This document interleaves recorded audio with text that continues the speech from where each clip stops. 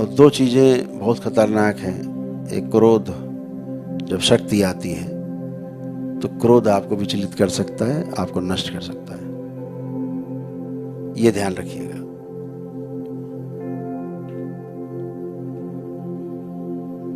अहंकार आपको नष्ट कर सकता है, आपकी शक्ति को छीन कर सकता है, क्योंकि आप प्रयोग कर दोगे। तंत्र एक बहुत व्यापकता लिए हुए एक शब्द है। तंत्र को अगर और गहरे में देखें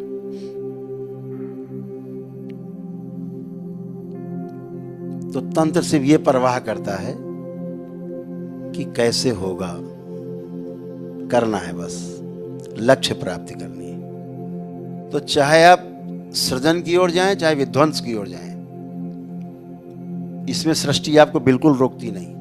हमेशा आपको ध्यान रखना है कि कभी भी, जब भी आप कुछ भी सोचते हो, बहुत ध्यान से सुनना, आपके लिए बहुत शुरुआती कड़ी की बात है। इसको पकड़ लेंगे तो फिर चले जाएंगे तैरते हुए। जैसा आप सोचते हो तो बहुत ही अद्भुत है, आसपास वैसे ही व्यवस्था अपने आप बनना शुरू हो जाती है।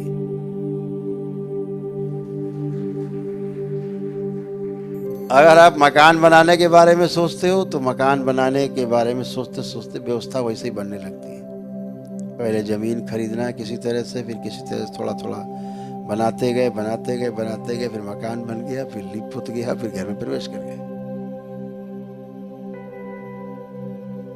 तो चाहे आप सृजन की ओर जाएं, चाहे विध्वंस की ओर जाएं, इसमें सृष्टि आपको बिल्कुल रोकती नहीं। आप स्वतंत्र हैं। कि मनुष्य जो है एक ऐसा प्राणी है पृथ्वी पे जिसके पास कर्म की स्वतंत्रता है। कर्म की स्वतंत्रता केवल मनुष्य के पास है।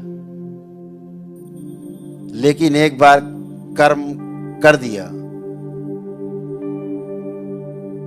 तो भोगने के लिए फिर आप परतंत्र हैं, आप उसमें रोक नहीं लगा सकते। करने तक आपके पास, आपके हाथ में है। वहां तक, पहला कदम उठने तक उठा दिया, अब भोग तय हो गया।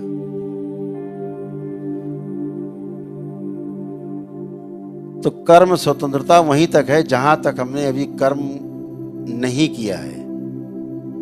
किया, भोग तय हो गया।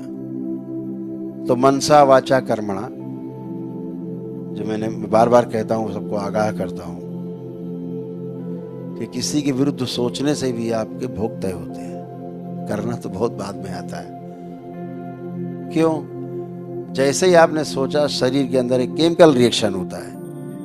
जैसे किसी के बारे में गलत सोचा, क्रोध आया अंदर, एक ग्लैंड्स खुलेगी, उससे रिलेटेड थोड़ा सा रस निकलेगा, खून मिल जाएगा, जहर है वो।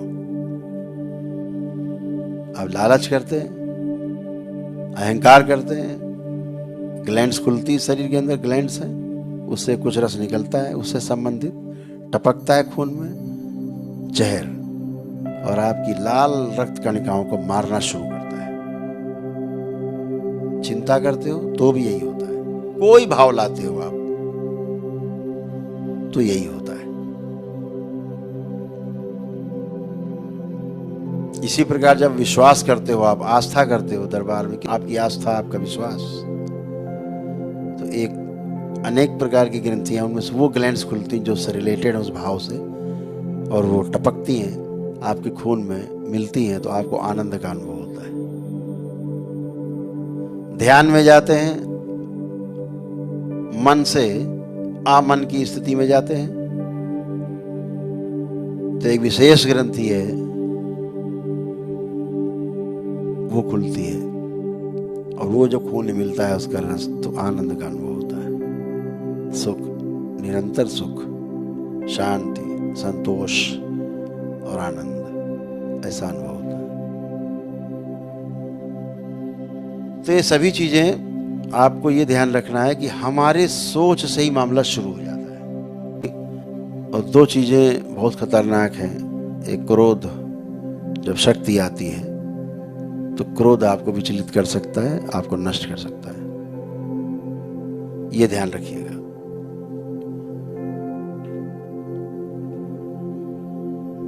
अहंकार आपको नष्ट कर सकता है, आपकी शक्ति को छीन कर सकता है, क्योंकि आप प्रयोग कर दोगे।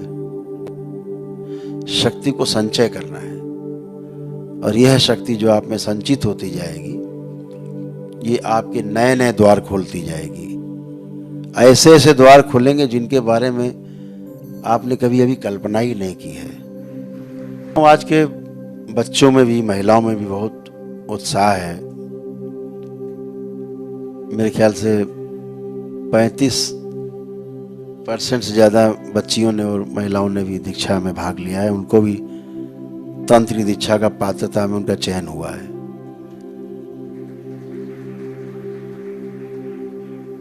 बहुत ही अद्भुत है। तंत्र दीक्षा में ऐसा पहली बार हो रहा है कि जो महिलाएं, बच्चियां और नवयुवक बढ़ चढ़ के भाग ले रहे हैं।